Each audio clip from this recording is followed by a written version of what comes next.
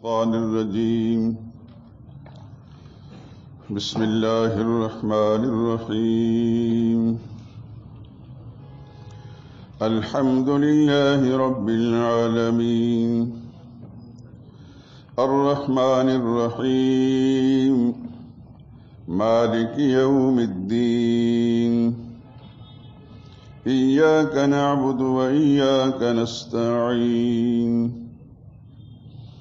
اهدنا الصراط المستقيم صراط الذين أنعمت عليهم غير المغضوب عليهم ولا الضالين آمين.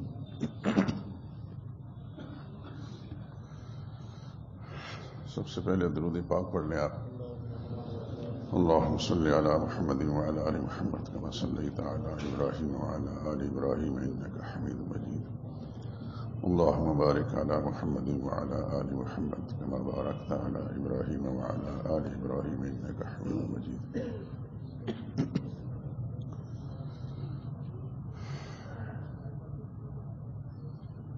آیات کریمہ کا ترجمہ اور تفسیر سے پہلے ضروری باتیں آپ حضرات کے علم میں لانی ہیں. کچھ پہلے بھی میں نے عرض کیا تھا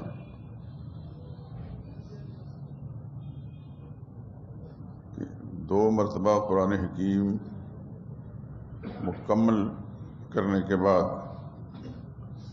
تیسری مرتبہ جب شروع کیا گیا تو کم و بیش 7.5 مہینے ہو چکے ہیں. کتنے؟ 7.5 سال. 7 سال اور 5 مہینے. یہ بہت بڑا المیہ ہے میری زندگی کا. یہ میرے اعمال کی شامت ہے.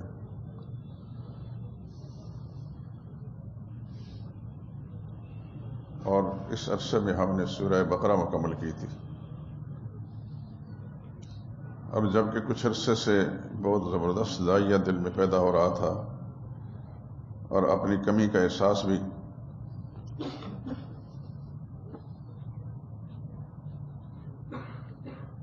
تو احباب سے، ساتھیوں سے، جو درس کے پرانے ساتھی ہیں، سے مشورہ کیا کہ درس شروع ہونا چاہیے. سب نے اللہ جزائے خیر دے تائید کی. اب 2 باتیں تھیں. ایک تو یہ کہ سورہ بقرہ کے بعد سورہ آل عمران سے شروع کیا جائے. شروع میں تو یہی ایک چیز طبیعت پر غالب تھی، لیکن پھر یہ خیال آیا کہ ہمارے درس کے اندر، اس درس میں نئے ساتھی بھی ہوں گے جنہوں نے سورہ بقرہ اور سورہ فاتحہ نہیں سنی، تو ان کے ساتھ یہ زیادتی ہوگی. تو پھر احباب سے، جو پرانے درس کے ساتھی ہیں، مشورہ کیا تو فیصلہ یہی ہوا کہ نئے سرے سے شروع کیا جائے تاکہ ان حضرات کی جو نئے شامل ہونے والے حق تلفی نہ ہو. تو الحمدللہ العظیم اسی پر فیصلہ ہونے کے بعد ابھی میں نے سورہ فاتحہ آپ کے سامنے تلاوت کی ہے. سورہ فاتحہ قرآن کریم کے اندر پہلی سورت ہے. اس کو آپ قرآنی ترتیب کا نام دے لیں یا رسولی ترتیب کا نام. رسول اللہ نے یہ ترتیب بیان فرمائی کہ سب سے پہلے قرآن کریم کے اندر سورہ فاتحہ رکھی جائے. قرآن میں یہی ہے. نزولی ترتیب کے اعتبار سے سورہ فاتحہ 5ویں نمبر پر نازل ہوئی.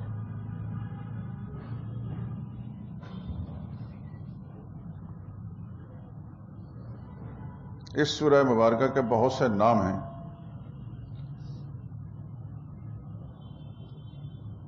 کچھ عرصہ پہلے تفسیر سورہ فاتحہ کے نام سے میرا کتابچہ شائع ہوا تھا، جو ہمارے پروفیسر صاحب میرے بائیں طرف بیٹھے ہیں، خاور سعید صاحب، انہوں نے درسوں کو جمع کیا اور تفسیر کے نام سے اس کو چھاپ دیا، بلکہ چھاپا بھی انہوں نے. لیکن درمیان میں کافی وقت گزر چکا ہے، مجھے نہیں معلوم کہ انہوں نے کتنی چھاپی تھی، وہ بالکل ناپید ہو چکی ہے، لیکن اب میں ضرورت محسوس کر رہا ہوں، ان سے گزارش بھی کرتا ہوں، چونکہ تحریر کی محنت آپ نے کی تھی، اس لیے آپ ہی چھاپیں۔ خدا نخواستہ اگر آپ اس سلسلے میں کچھ مشکل محسوس کرتے ہیں تو پھر بتائیں، اس کا متبادل نظام کرتے ہیں۔ اس میں کافی ہم نے بہت کچھ اس موقع پر بیان بھی کیا تھا اور لکھا بھی گیا ہے۔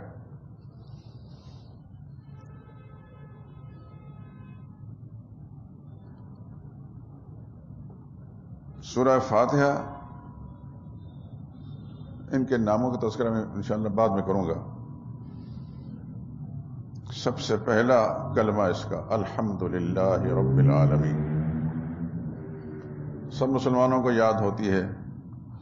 ہر وہ مسلمان جو نماز ادا کرتا ہے، ممکن نہیں ہے کہ اس کو سورہ فاتحہ یاد نہ ہو۔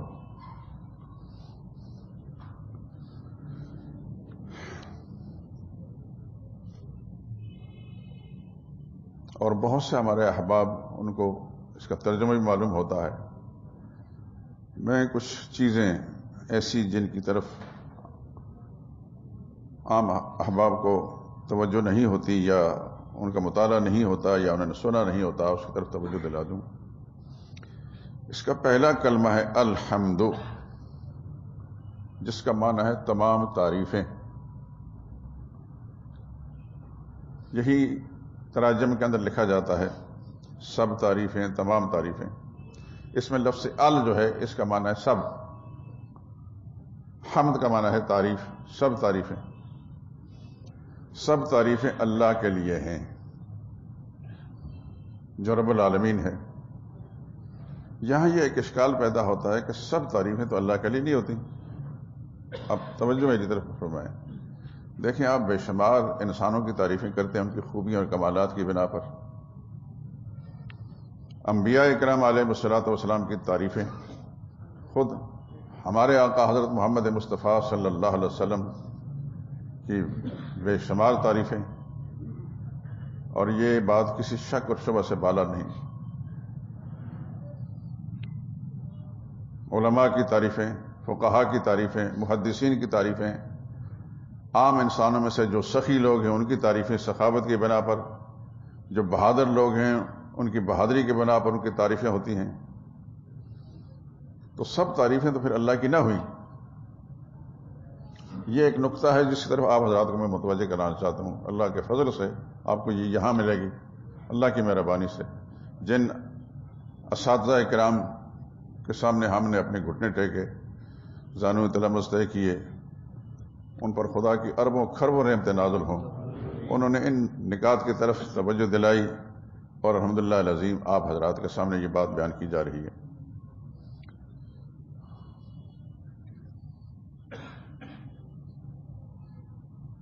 ترجمے میں آپ کو میں جو پیش کروں گا وہی آپ نے ذہن میں رکھنا ہے۔ ترجمہ یہ ہوگا کہ تمام تعریفیں یعنی تمام صفات کارسازی، ہر تعریف نہیں، کارسازی والی تعریفیں صرف اللہ کے لیے ہیں، کہ اللہ ہمارا کارساز ہے، سارے کام بنانے والا ہے۔ ہماری پیدائش سے پہلے بغیر ہمارے مطالبے کے ہمارے کام اس نے کیے۔ ماں کے پیٹ کے اندر ہم نے مطالبہ نہیں کیا تھا کہ یا اللہ ہمیں کھانا کھلانا، یہ جو بھی غذا پہنچانا، لیکن اللہ نے ہمارے مطالبے کے بغیر ہمیں غذا پہنچائی۔ اور آپ حضرات جانتے ہی ہیں کہ وہ غذا منہ کے ذریعے سے نہیں پہنچی، ناف کے ذریعے سے پہنچائی، منہ کو اللہ نے وہاں بند رکھا۔ یہ کارسازی صرف اللہ کا کام تھا۔ جس ماں کے پیٹ کے اندر ہم تھے اس ماں کو کچھ پتہ نہیں تھا کہ میرا بچہ کس طرح پل رہا ہے، ہمارے والد کو پتہ نہیں تھا، ہمارے خاندان کو پتہ نہیں تھا، سارے جہان کو پتہ نہیں تھا، لیکن خدا پال رہا تھا۔ منہ کو بند رکھا اور غذا ناف کی نالی کے ذریعے سے پہنچائی۔ کیوں؟ اس لیے کہ منشا الہی یہ تھا کہ وہ غذا ناف کی نالی کے ذریعے جو پہنچائی جا رہی ہے وہ خون ہے جو ماہواری کے ایام کے اندر جوان خاتون کے جسم سے نکلتا ہے۔ اللہ تعالیٰ حمل کے ایام کے اندر اس کو پیٹ کے اندر بند رکھتے تھے، وہ نہیں نکلتا، پھر اپنی حکمت کاملہ کے ذریعے سے اس خون کے ذریعے سے اس بچے کی غذا بناتے تھے۔ قرآن کریم کے اندر آگے آپ سورہ بقرہ میں پڑھیں گے، یسألونک عن المحیض، ماواری کے خون کے بارے میں آپ سے پوچھتے ہیں میرے پیغمبر۔ اللہ جواب دیتے ہیں قل هو اذن، جواب دے دو کہ وہ تو ایک ناپاکی ہے، گندگی ہے۔ خود اللہ نے قرآن میں فرمایا، لیکن اس کی شان پہ قربان جائیں کہ اس نے اپنے حکمت کاملہ کے ساتھ اس کو ماں کے پیٹ کے اندر، رحم کے اندر بند رکھا، اور قطرہ قطرہ جتنا بھی اس نے چاہا، یہ وہ جانتا ہے، ہمیں معلوم نہیں، نہ ہم بتا سکتے ہیں کہ ماں کے پیٹ کے اندر ہمیں کتنا پہنچتا تھا، لیکن پہنچاتا رہا، اور 9 مہینے تک یہ جتنا عرصہ بھی اللہ نے رکھا اس کے ذریعے سے ہمیں غذا فراہم کی۔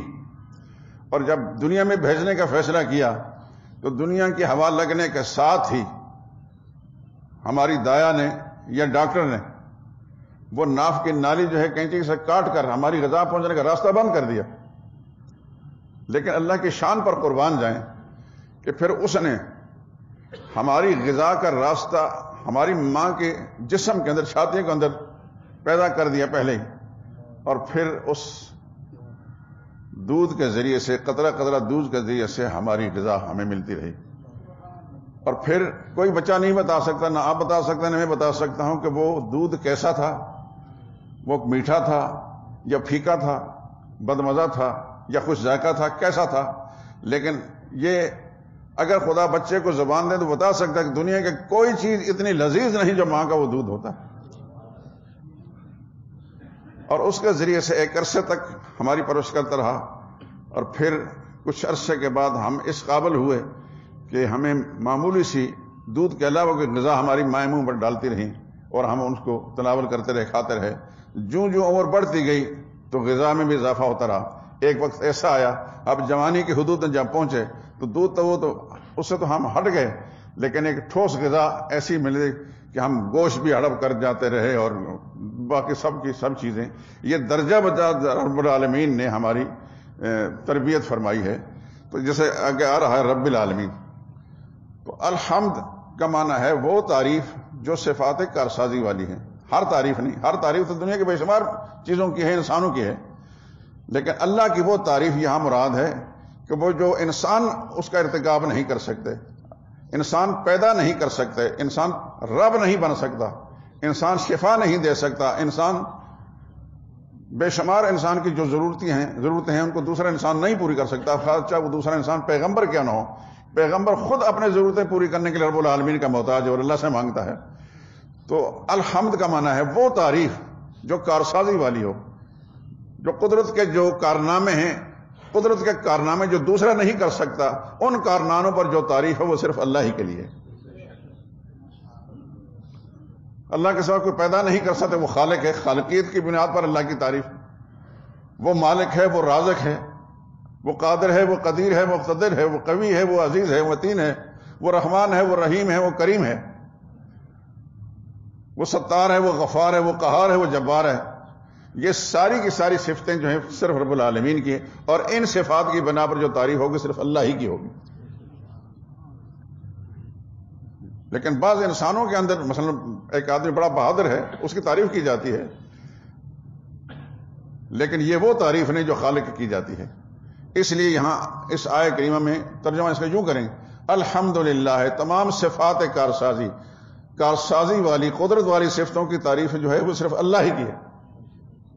وہ اللہ جو رب العالمین ہے، کیونکہ اللہ کے سوا کوئی اور رب نہیں، تو اس صفت کی بنا پر اللہ ہی اس تعریف کا حقدار و مستحق ہے، دوسرا کوئی رب نہیں۔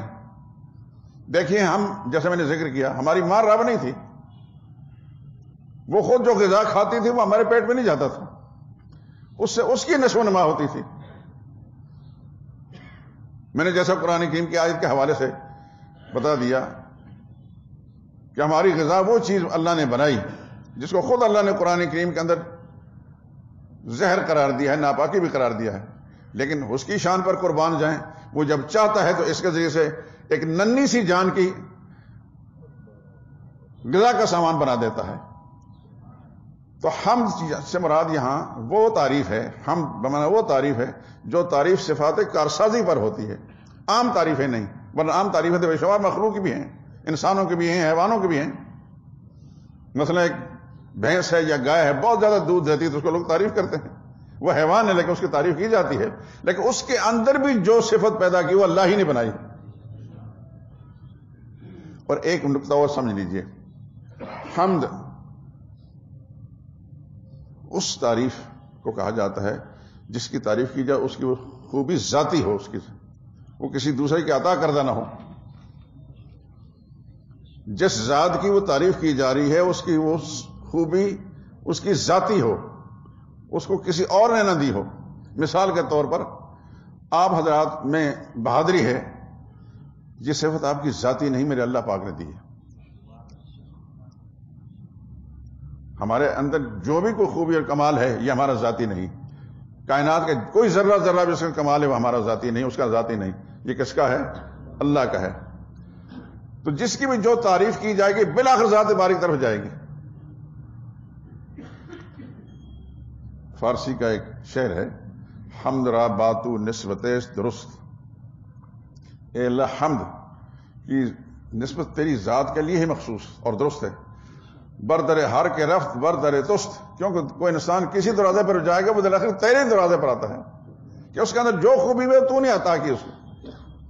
ایک اور نقطہ سمجھیں، حمد صرف اللہ ہی کی ہوتی ہے۔ آپ جب اللہ تعالیٰ کی تعریف میں کچھ اشعار پڑھتے ہیں تو کہتے ہیں حمد و ثنا۔ حمد صرف عربی زبان میں ہے، ثنا بھی عربی زبان میں ہے، حمد و ثنا۔ ایک لفظ ہے مدح۔ مدح میں کون کون سے حروف ہیں؟ میم، دال اور ہا۔ اور حمد میں کون سے حروف ہیں؟ ہا، میم، دال، یہ تینوں حرف وہ ہیں، صرف آگے پیچھے ہیں۔ حمد صرف اللہ کے لیے ہے، مخلوق کی نہیں۔ آپ نہیں کہہ سکتے کہ میں رسول اللہ کی حمد کر رہا ہوں، ابوبکر صدیق کی حمد کر رہا ہوں۔ حمد صرف کے لیے اللہ کے لیے۔ البتہ مدح جو ہے مخلوق کی ہوگی، صحابہ کی مدح۔ شعراء جو کتابیں لکھتے تھے مدح صحابہ، لفظ وہی ہے لیکن آگے پیچھے کی جاتا ہے، اس لیے کہ مخلوق کے لیے مدح ہوگی، مخلوق کے لیے حمد نہیں ہوگی۔ حمد اس ذات کی ہوتی ہے جس کی خوبیاں کمالات اس کے ذاتی ہوتے ہیں، کسی اور نے عطا نہیں کیے ہوتے۔ لیکن مدح اگر کسی مخلوق کی ہے، جیسے صحابہ اکرام، بزرگان دین، اولیاء اللہ، تو ان کے اندر جو خوبی بھی ہے وہ عطا ہے پروردگار عالم کی۔ حتیٰ کہ انبیاء اکرام علیہ الصلوۃ والسلام جو خوبیاں اور کمالات ان کے اندر وہ کس کی عطا ہیں؟ اللہ کی۔ نبی کی رسالت بھی اللہ کی عطا ہے، نبی کی نبوت بھی اللہ کی عطا ہے، نبی کی ہر خوبی کس کی ہے؟ اللہ کی عطا ہے، وہ ذاتی نہیں، وہ خاندانی نہیں۔ تو جس بھی مخلوق کے اندر کوئی خوبی ہے، چاہے وہ پیغمبر ہے وہ بھی اللہ کی عطا ہے، اور امتی ہے وہ بھی اللہ کی عطا ہے۔ تو وہ جو خوبی اس کے اندر اس کو مدح سے تعبیر کریں گے، اس کو حمد نہیں کہیں گے۔ حمد کس کی ہوگی؟ صرف اللہ کے۔ اس بات کو اچھی طرح ذہن، یہ نقطہ ذہن میں رکھ لیں، حمد صرف اللہ کے لیے۔ اس لیے قرآن کریم میں والحمد للہ والحمد للہ الحمد للہ، کہ حمد صرف اللہ کے لیے ہے، الحمد للرسول نہیں ہے۔ حمد رسول کے لیے نہیں، مدح رسول کی ہے، مدح صحابہ کی ہے، بزرگان دین کی ہے، لیکن حمد صرف اللہ کی ہے۔ اس لیے کہ اللہ کی جو صفات ہیں وہ کسی دوسرے کی عطا نہیں ہیں۔ اللہ کی ہر خوبی، ہر صفت کسی ہے، اس کی ذاتی ہے، لیکن اللہ کے سوا چاہے پیغمبر ہو یا امتی ہو، ان کے اندر جو خوبی بھی ہے وہ کس کی عطا ہے؟ اللہ کی عطا ہے۔ یہ دونوں کا فرق ہے۔ تو قرآن کریم کے اندر آپ جہاں کہیں پڑھیں گے الحمدللہ، سورہ فاتحہ میں الحمدللہ، اس کے بعد چھٹے پارے میں جو سورہ مائدہ ہے وہ بھی شروع ہوگی کس سے؟ الحمدللہ سے۔ پھر 16ویں پارے میں ایک سورت ہے سورہ کہف، وہ بھی شروع ہوگی کس سے؟ الحمدللہ سے۔ 22ویں پارے میں 2 سورتیں آگے پیچھے، سورہ سبا اور سورہ فاطر، وہ بھی شروع ہوتی کس سے؟ الحمدللہ سے۔ موقع پر انشاءاللہ ذکر کروں گا کہ ان دونوں سب کا فرق کیا ہے۔ سر دست تو آپ یہ پھر قرآن کریم کے دوسرے کے اندر سبحان ربک رب العزت عما یصفون وسلام علی المرسلین والحمد للہ رب العالمین۔ تو حمد جہاں بھی ہے وہ صرف اللہ کی ذات کے لیے، کسی اور کے لیے نہیں، کیونکہ حمد اس تعریف کو کہا جاتا ہے کہ جس ذات کی تعریف کی جائے اس کی یہ تعریف ذاتی ہو، وہ خوبیاں کمالات اس کے ذاتی ہیں، کسی دوسرے کی عطا نہ ہو، کسی کی بھیک نہ ہو. اور اللہ کے ہر صفت جو ہے اس کی ذاتی ہے، اس کی اپنی ہے، کسی دوسرے کی عطا کردہ نہیں ہے. لیکن اللہ کے سوا جتنی بھی مخلوق ہے، خواہ انبیاء اکرام علیہ السلام ہیں یا انبیاء کے امتی ہیں، جن کے اندر جو خوبی بھی ہے، جو کمال بھی ہے، وہ اللہ تعالیٰ کی عطا ہے، اللہ تعالیٰ کی بھیک ہے. ایک معنی تو آپ کو مطلب یہ سمجھ میں آیا کہ ہم صرف اللہ کے لیے ہے اور اللہ کے سوا واقعی کی مدح ہوگی. دوسرا یہ آپ کو میں نے بتا دیا کہ یہاں قرآن کریم کے اندر الحمدللہ جہاں جہاں کے بھی آئے گا، مراد ہوگی ہر صفت نہیں، وہ صفت جو صفات قدرت ہیں، جو صفات قدرت ہیں، جیسے خالق ہونا، رازق ہونا، یہ کس کی صفت ہے؟ اللہ ہی کی ہے. اللہ کے سوا کوئی اور ایک ذرہ بھی نہیں بنا سکتے. لن یخلقوا ذبابا آگے آئے گا، ایک مکھی بھی نہیں بنا سکتا. سارے آسمان و زمین کے اگلے پچھلے اکٹھے ہو جائیں، ایک مکھی بھی نہیں بنا سکتے. اس طرح مالک نے لا یملکون مثقال ذرۃ، ایک ذرہ کے مالک نہیں، یہ بھی اللہ نے قرآن میں اطلاع فرمایا. تو یہ ذاتی صفت ہے پروردگار عالم کی. مالک بھی وہ ہے، خالق بھی وہ ہے، رازق بھی وہی ہے. قرآن کریم قل من یرزقکم من السماء والارض، میرے نبی ان سے پوچھیے، اللہ فرماتے ہیں میرے نبی نے پوچھے آسمان و زمین سے تمہیں رزق کون دیتا ہے؟ تو جواب دیں گے اللہ ہی رزق دیتا ہے. ابو جہل بھی یہ کہتا تھا، اتنا بڑا کافر ہونے کے باوجود بھی وہ کہتا ہمارا رازق تو اللہ ہی، اللہ کے سوا کو رزق دینے والا ہے.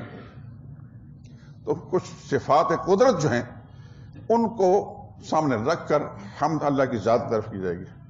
تمام صفات کارسازی، صفات قدرت، کارسازی کا لفظ سمجھ میں نہ آئے تو قدرت کا لفظ بول رہے ہیں. تمام قدرت والی صفتیں جو ہیں کس کی ہیں؟ اللہ ہی کی ہیں. نبی کی جو صفت ہے وہ قدرت والی نہیں، وہ اللہ تعالیٰ کی بھیک اور اللہ کی عطا کی بنا پر. اللہ نے ان کو نبوت دی، ان کی تعریف ہے. اللہ نے ان کو رسالت سے نوازا، ان کی تعریف ہے. دیگر خوبیوں سے نوازا، یہ ان کی تعریف ہے. نبی کے دامن سے وابستہ صحابہ اکرام کی جو خوبیاں ہیں، وہ تعریفیں جو ہیں وہ اللہ کی عطا کی بنا پر ہیں، ان کی ذاتی نہیں ہیں.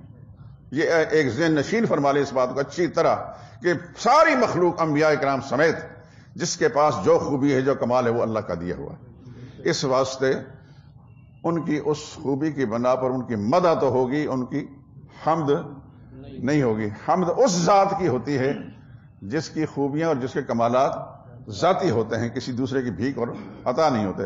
آپ کہیں بھی پڑھیں گے قرآن کریم کے اندر تو الحمدللہ، حمد صرف اللہ کے لیے. حمد کس کے لیے ہے؟ اللہ کے لیے. قرآن کریم کے کسی بھی مقام میں آپ یا احادیث طیبہ کے کسی مقام میں حمد کا لفظ نبی کے لیے نہیں بولیں گے، نظر نہیں آئے گا آپ کو. کیونکہ نبی یہ سمجھتے ہیں کہ حمد صرف اس ذات کی ہے جس کی قدرت ذاتی ہے. ساری کمالات جہاں بھی دنیا میں ہیں اس کی ذاتی ہیں، اس کو کسی نے دیے نہیں، کسی کی بھیک سے وہ صفات نہیں ہے. مخلوق کے پاس اللہ کی دی ہوئی بھیک ہے. مانگی ہے تو تب بھیک ہے، نہیں مانگی تو تب ہی اللہ کی بھیک ہے، اللہ کی عطا ہے. لیکن اللہ کے پاس جو صفت ہے اس کی ذاتی ہے. اس ذاتی صفت پر جو تعریف کی جائے اس کے لیے لفظ حمد کا بولا جاتا ہے. تو یہ دو باتیں آپ کو سمجھ میں آ گئی. ایک تو کہ مدح اور حمد کا فرق کیا ہے. مدح مخلوق کی ہوتی ہے، مدح خالق کی نہیں. لیکن خالق کی تعریف حمد کے ساتھ ہوتی ہے. اور دوسرا یہ سمجھ میں آیا کہ حمد اس تعریف کو کہا جاتا ہے جو تعریف اس ذات کی ذاتی ہو، اس شخصیت کی، اس ہستی کی ذاتی ہو. اور انبیاء کرام علیہ السلام کے پاس نبوت اور رسالت سب سے بڑی خوبی ہے، یہ ان کی ذاتی نہیں، یہ کس کی عطا ہے؟ اللہ تعالیٰ کی عطا ہے. اب دیکھیے اللہ نے جس کو نبی بنایا تو وہ نبی ہے، پوری کائنات نے اس کو تسلیم کیا. اور جو جعلی طور پر کہتا ہے کہ میں نبی ہوں اس کو دنیا میں کوئی نہیں مانتا، چاہے وہ رسول اللہ کے زمانے میں مسلمہ کذاب ہو، اسود عنسی ہو، یا اور دوسرے جو کذاب گزرے ہیں، یا ہمارے زمانے میں کیا مسلمہ پنجاب ہو. یہ جو قادیان ہے یہ پنجاب میں، مشرقی پنجاب کہہ لیں، پاکستان میں نہیں، انڈیا میں ہے، لیکن ہے پنجاب میں. یہاں بھی ایک شخص مدعی نبوت پیدا ہوا جس کو لوگ مرزا غلام احمد قادیانی کہتے ہیں. لیکن دنیا میں کسی عقل مند باشعور انسان نے اس کو نبی مانا؟ ہر آدمی اس کو کذاب اور دجال کہتا ہے. جو شخص اس کے لیے نبوت کا اقرار کرتا ہے وہ ملعون ہے جو اسی طرح ہے جس پر خدا کی پھٹکار اور لعنت پڑی ہوئی ہے. لیکن کوئی عقل مند، کوئی ہوش مند انسان ان کو نبی درکنار اس کو ایک شریف انسان بھی نہیں مانتا. اگر مرزا قادیانی کی ساری ہسٹری آپ پڑھیں تو آپ اس کو ایک شریف انسان بھی نہیں کہیں گے. نبوت خیر بہت دور کی بات ہے، اس کو شریف انسان بھی نہیں کہا جا سکتا. لیکن بدبختی کے مارے بے شمار ایسے لوگ بھی ہیں جو اس کو نبی کہتے ہیں. اور اس نے جو اول پھول بکے اپنی کتابوں کے اندر، خدا کی قسم اس کا تذکرہ بھی اس مقدس محفل میں نہیں کیا جا سکتا. لیکن اس کے جو حواری ہیں جن پر خدا کی پھٹکار ہے وہ سب کچھ جانتے ہوئے بھی پھر مانتے ہیں.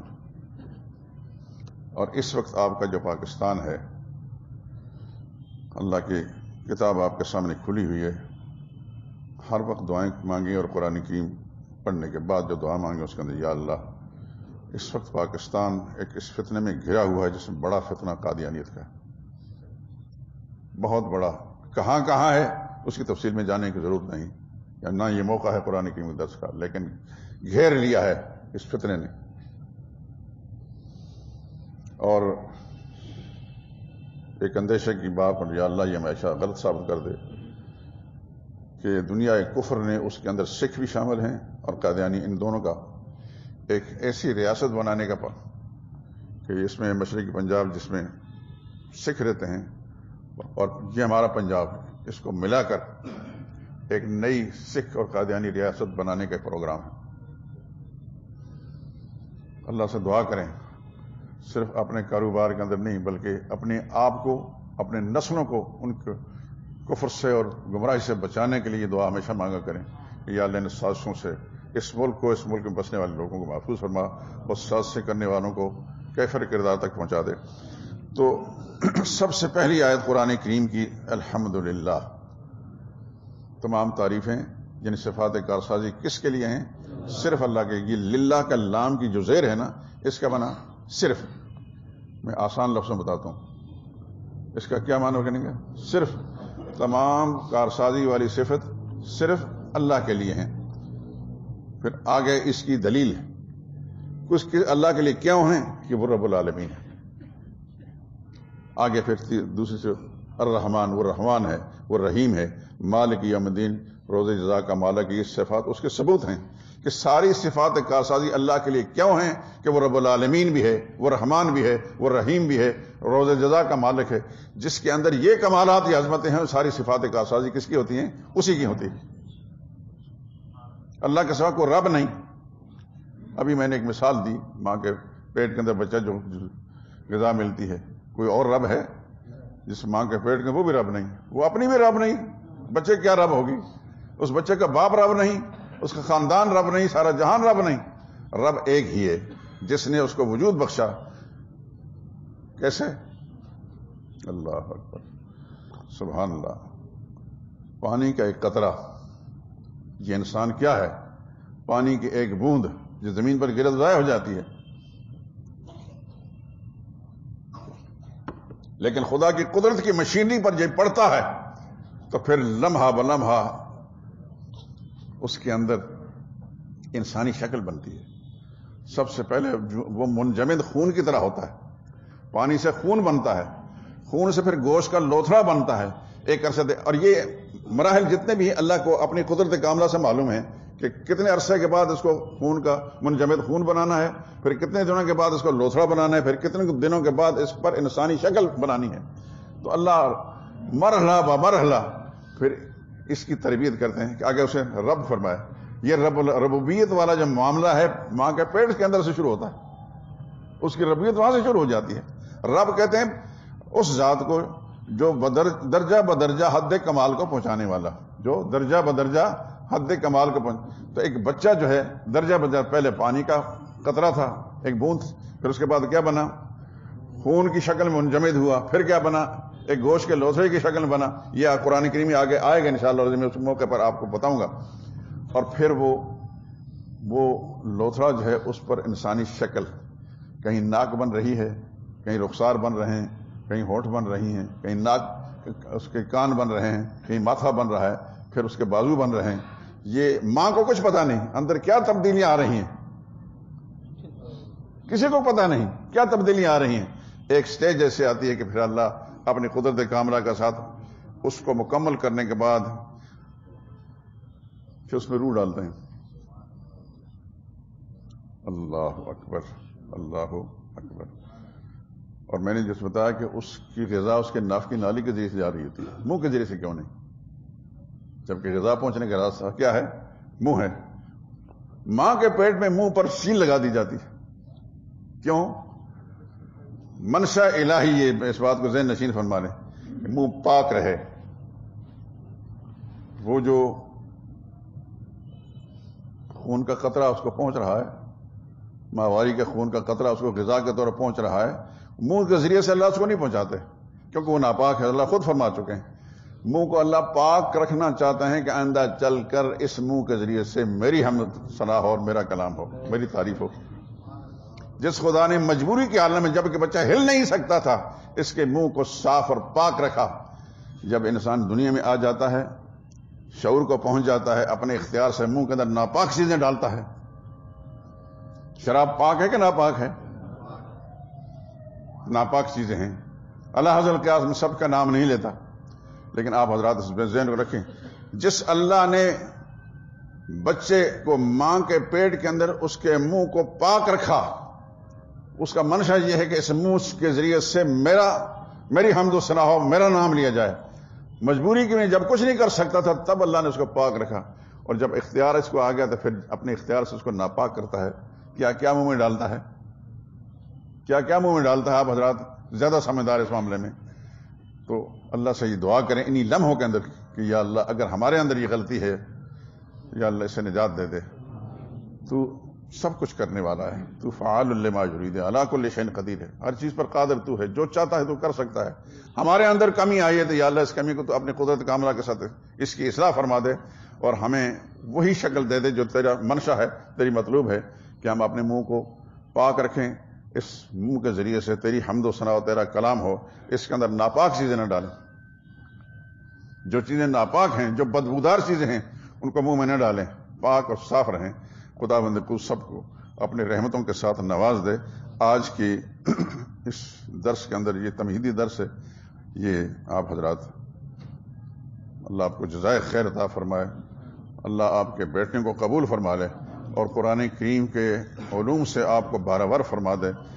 آپ جہاں بھی چلیں، جہاں بھی جائیں تو قرآن کے یہ علوم آپ کے ساتھ ساتھ ہوں، اور نہ صرف یہ کہ آپ اپنے دنیا کے کام کرتے رہیں، جہاں بھی موقع ملے دوسرے مسلمان کی اصلاح کریں قرآن کریم کے ذریعے سے. انشاءاللہ العزیز مجھے اللہ کی رحمت سے امید ہے کہ آپ نے اس طریقے سے ٹائم دیا تو یہ نکات آپ کے ذہنوں میں آتے رہیں گے، اور اس سے نہ صرف یہ کہ آپ اپنی یا اپنے گھر والوں کی اصلاح کریں گے، عام ملنے والے آپ کے دوست احباب، محلے دار، رشتہ دار، ان کی بھی اصلاح کریں گے. اللہ تعالیٰ اپنی رحمت کاملہ کے ساتھ قبول فرما لیں اور اس پر فیصلے مرتب فرما دے. سبحانک اللہم و بحمدک، اشہد ان لا الہ الا انت، استغفرک الیک. ایک بات ذہن نشین فرما لیں کہ ہر روز جو ہمارا درس ہے وہ تقریباً اتنا ہی ہوا کرے گا. اس کی وجہ یہ ہے کہ آپ حضرات بھی دنیا کے سارے کام دھندے چھوڑ کر آئے ہیں، اور ابھی بھی جا کر آپ نے کرنے ہی ہیں. یہ آپ کا ایثار اور قربانی خدا کی کتاب کے لیے اللہ اسے قبول فرما لے اپنے رحمت کے ساتھ، اور آپ کو استقامت نصیب فرمائے، اور ایسی استقامت نصیب فرمائے کہ آپ چلتے پھرتے قرآن کے مبلغ اور داعی بن جائیں، نہ صرف اپنی اصلاح ہو دوسروں کے اصلاح کرنے والے بن جائیں. اللہ آپ کے دل و دماغ کو کھول دے اپنی کتاب مقدس کے لیے. میری تو ہر وقت یہ دعا ہے، آپ کے لیے ہمیشہ دعا رہتی ہے. آپ حضرات سامنے نہیں ہوتے لیکن میرے دل میں ہوتے ہیں، اور میں امید رکھتا ہوں کہ آپ میرے لیے بھی دعا کریں گے کہ اللہ پاک اپنے قرآن کے ساتھ اس طرح جوڑے کہ زندگی کی آخری سانس تک ہم قرآن کریم کی تعلیم و تعلم، اس کے سیکھنے سکھانے کا کام کر جائیں. دوسری بات یہ ہے کہ پچھلے سالوں کے اندر جو ہمارا درس ہوتا رہا وہ پیر، منگل، بدھ اور جمعرات، جمعہ، ہفتہ، اتوار یہ نہیں ہوتا تھا. ہمارے درس کے رفقا کے اپنے کام بھی ہیں، اتوار کے دن تو ویسے بھی چھٹی ہوتی ہے، لیکن اس دفعہ دوستوں نے، اس میں ڈاکٹر صاحب بھی ہیں اور دیگر احباب بھی، ان کا منشا یہ تھا کہ اس دفعہ درس 3 دن ہو، پیر، منگل اور بدھ، جمعرات کو شاید اس لیے کہ انہوں نے اب یہ نیٹ کے ذریعے سے اس درس کو ادھر ادھر پہنچانا ہے. پہلے بھی یہ کام کرتے رہے. ہمارے جمعے کے بیانات الحمدللہ پوری دنیا کے اندر سنے جاتے ہیں اور وہاں سے ہمیں اطلاعات بھی ملتی رہتی ہیں اللہ کی مہربانی سے، اور لوگ سراہتے ہیں.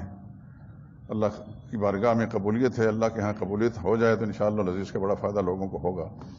تو آپ حضرات کو سہولت دینے کے لیے کہ آپ حضرات اپنے کام تو کریں گے، ہفتے کے رکے ہوئے کام بھی، لیکن ہمارے جو احباب جو اس کو ریکارڈ کرتے ہیں اس کو پھر نیٹ پر ادھر ادھر بھیجنے کے لیے، کیونکہ جمعے کا بیان بھی انہوں نے بھیجنا ہوتا ہے، تو جمعرات کو بھی اگر درس ہوگا تو ان کے لیے کام ذرا ڈبل ہو جائے گا. اس واسطے انہوں نے یہ خیال کیا ہے کہ یہ درس جو ہے 3 دن کا ہو، پیر، منگل اور بدھ.